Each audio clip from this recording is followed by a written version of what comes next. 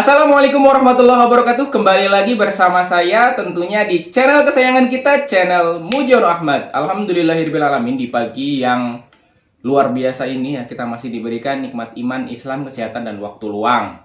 Nah, ini kita akan bahas ya, kita akan membahas tentang teori ya, tentang teori dan pengalaman mengasah, dan tentunya ini bukan untuk yang awam.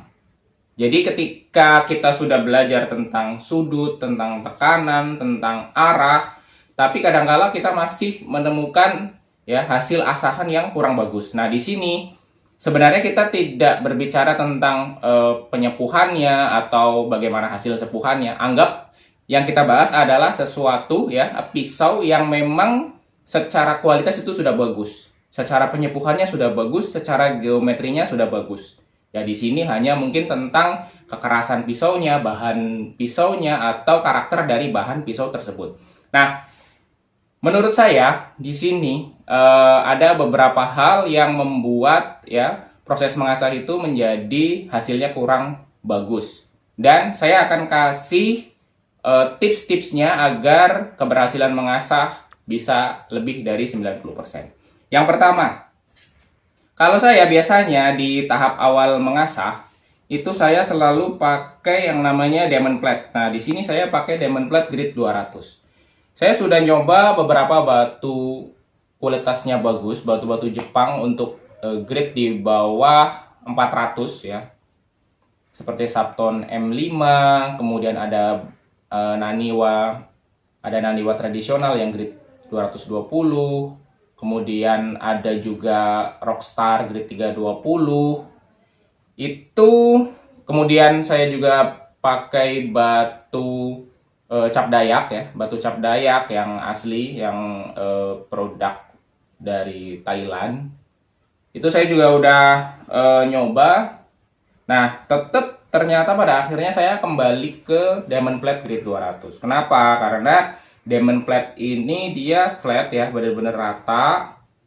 Kemudian dia juga bahannya dari diamond ya, dari intan ya, dari intan, bukan intan alami ya, tapi dia sintetis. Nah, artinya dia bisa melakukan tugasnya dengan sangat baik di tahap beveling karena hampir semua bahan masih bisa tergerus. Di tahap beveling ini atau tahap pembentukan mata awal, sebenarnya yang kita fokuskan adalah bagaimana kita bisa membentuk ya mata baru dengan sudut yang kita inginkan. Jadi kalau misalnya pun kita mendapati sebuah pisau yang sudut asahnya misalnya 20 derajat, kemudian kita mau bentuk di 15 derajat, maka memang kita enggak menitik beratkan atau memfokuskan pada area mata tajam ya. Karena ketika kita melakukan pembentukan mata baru, itu pasti tidak akan kena sampai ke apex.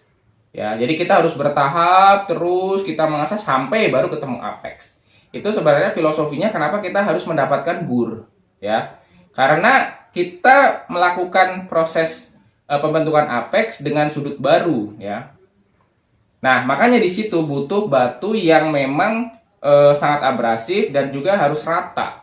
Nah, di batu-batu sintetis yang lain selain diamond plate, lama-lama dia kan akan cekung ya, akan cekung setelah dipakai, kurang flat, atau mungkin bisa terus flat kalau kita terus merawatnya ya. Tapi saya orang yang tidak serajin itu. Nah, kemudian masuk ke tahap selanjutnya ya, setelah kita sudah membentuk dengan sudut baru sesuai dengan apa yang kita inginkan, kita masuk ke tahap berikutnya yaitu tahap penajaman. Nah, di tahap penajaman itu saya malah sekarang lebih tertarik dengan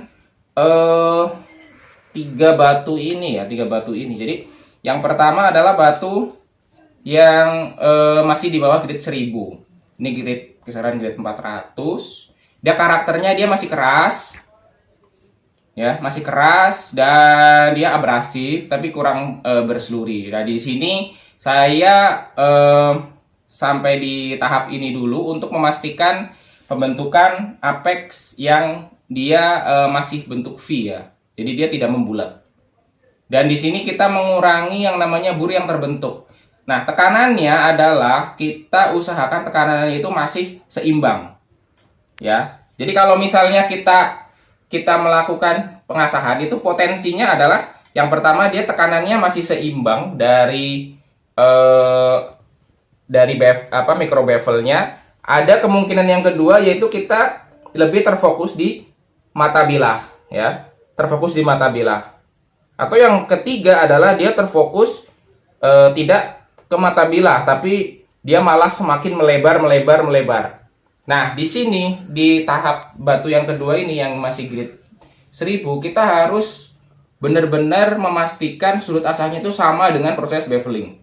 Agar apa? Agar yang pertama adalah kita bisa membersihkan atau mengurangi goresan-goresan dari diamond plate yang sangat dalam tentunya. Kemudian kita mengurangi overbore dari diamond plate. Dan yang ketiga, kita tetap masih bisa menjaga lebar dari micro bevel yang terbentuk pada awal-awal proses mengasah di tahap beveling menggunakan diamond plate. Nah, seperti itu.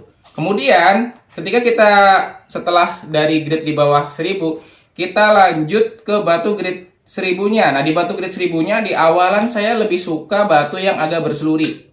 Ya, tapi yang abrasif. Nah, saya merekomendasikan itu menggunakan batu-batu kualitas tinggi.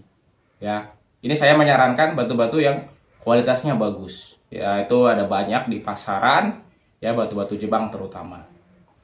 Atau batu-batu yang memang sudah kita kenal, kayak contohnya kalau saya tuh pakai batu brickstone kayak gitu ya. Nah, kenapa kita butuh yang berseluri? Karena seluri ini sangat membantu untuk menghapus wire edge atau overbore. Nah, di tahap penajaman ini kita sekarang lebih berfokus ke ujung mata bilahnya, ya. Jadi kita kalau misalnya mau itu agak sedikit ditekan untuk batunya lebih menempel, agak ditekan dan ujung mata bilahnya atau apexnya ini lebih masuk ke batunya. Jadi kalau misalnya kita menggunakan sudut yang sama, tapi kalau kita tekanannya diarahkan lebih ke mata bilah, maka dia akan lebih fokus untuk ke mata bilahnya, bukan ke atas ya, bukan ke ke pangkal micro bevelnya, tapi lebih ke ujung mata bilahnya. Nah, di sini kita kurangi tekanannya dengan sudut yang tetap stabil. Nah, dan di sini nggak usah terlalu lama ya guys ya. Jadi kita hanya memastikan bahwa overbore itu sudah berkurang jauh. Bahkan di sini kalau bisa kita merasakan bahwa bur itu sudah mayoritas sudah hilang ya. Jadi sudah cukup bersih, dilihat dari dari cap pantulan cahayanya dia juga sudah hitam ya di ujungnya. Nah, di sini kalau bisa dipastikan seperti itu. Kenapa? Ini adalah menurut saya adalah batu transisi. Batu berseluri di grade 1000 itu adalah batu transisi untuk memastikan bahwa ya bur-bur yang atau wire edge yang terbentuk di awalan kita mengasah itu sudah bersih di sini, ya. Sudah bersih di sini. Sehingga nanti ketika kita naik grade itu tidak ada lagi problem susah menghilangkan bur. Nah, problem susah menghilangkan bur itu biasanya karena bur itu muncul dari awalan ketika kita proses mengasah dan sudah tidak bisa dibersihkan di batu-batu halus di tahap-tahap finishing ya, di tahap-tahap atas. Oke, kemudian lanjut ke batu yang lebih keras ya.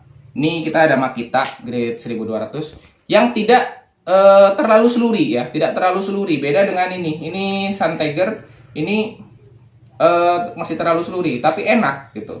Nah, di sini kita sudah mulai mengurangi tekanan dan kita fokuskan di mata tajamnya atau di ujung apexnya, ya. Tapi tekanannya kita kurangin. Bahkan kalau mau satu arah seperti ini aja ya. Ini ya, satu arah seperti ini aja.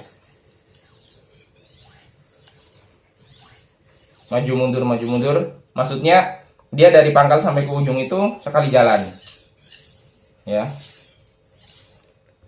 Nah, ketika di sini terbentuk apex baru, terbentuk bur, maka bisa kita simpulkan bahwa kemungkinan besar ini adalah bur baru dari pembentukan dari batu ini ya. Walaupun juga mungkin masih ada dari proses sebelumnya. Tapi mayoritas dia dari sini. Ya.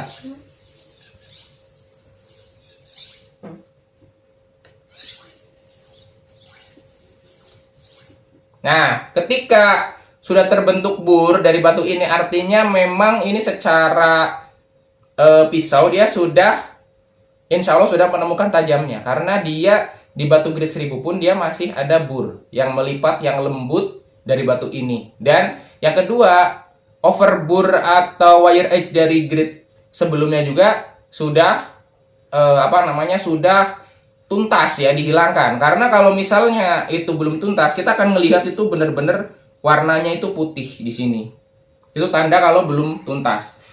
Oke, setelah itu baru kita langsung lanjut ke tahap finishingnya. Nah, di tahap finishingnya teman-teman bisa memakai batu grade 3000, grade 6000, atau ya yang mau lebih tinggi juga nggak apa-apa. Dan di situ fokusnya adalah bagaimana kita melakukan penajaman di ujung mata tajamnya dengan tekanan yang ringan. Jadi seperti itu ya guys ya, intinya mengasah itu tentang strategi ya, bagaimana kita menciptakan bur ya, kemudian bagaimana kita melakukan deburring ya, deburring untuk menghilangkan bur itu tanpa kita membuat apexnya itu menjadi tumpul. Nah, itu susahnya kita mengasah. Beda dengan proses deburring di manufaktur. Kalau proses deburring di manufaktur itu ya benar-benar kita membuat ya si area yang kita hilangkan burnya itu menjadi tumpul. Kalau mengasah itu justru kita menghilangkan bur atau proses deburring yang justru akan memperjelas karakter ketajaman dari apex tersebut. Itulah susahnya mengasah. Tapi tentunya dengan tadi setelah kita juga belajar bagaimana proses pembentukan awal, proses penajaman, dan tahap finishing. Ketika kita bisa mengenali maunya baja seperti apa, pakai batunya seperti apa, dan ya yang tadi saya jelaskan ya, itu sedikit dari pengalaman saya bagaimana strategi di tahap penajamannya. Bagaimana kita mulai dengan batu yang agak berseluri untuk menghilangkan wire edge atau bur-bur yang bandel dari batu awalan, kemudian kita ganti dengan batu yang tidak terlalu seluri, yang agak keras untuk membentuk ketajaman yang lebih baik. Ya, di tahap finishing teman-teman bisa pakai batu black shark, ya batu white shark itu yang punya batu white shark ya, kemudian batu green vine, batu apapun ya, kemudian diakhiri dengan proses stropping. Jadi seperti itu ya guys ya, semoga bermanfaat ya. Mudah-mudahan mungkin agak sedikit jelimet, tapi buat teman-teman yang sudah sering mengasah pasti sedikit paham lah dengan apa yang saya sampaikan. Mudah-mudahan ini bisa menjadi salah satu ikhtiar kita untuk lebih mensukseskan lagi proses mengasah kita sehingga hasilnya 90% lebih akan berhasil. Terima kasih. Mohon maaf untuk segala kekhilafan. Assalamualaikum warahmatullahi wabarakatuh.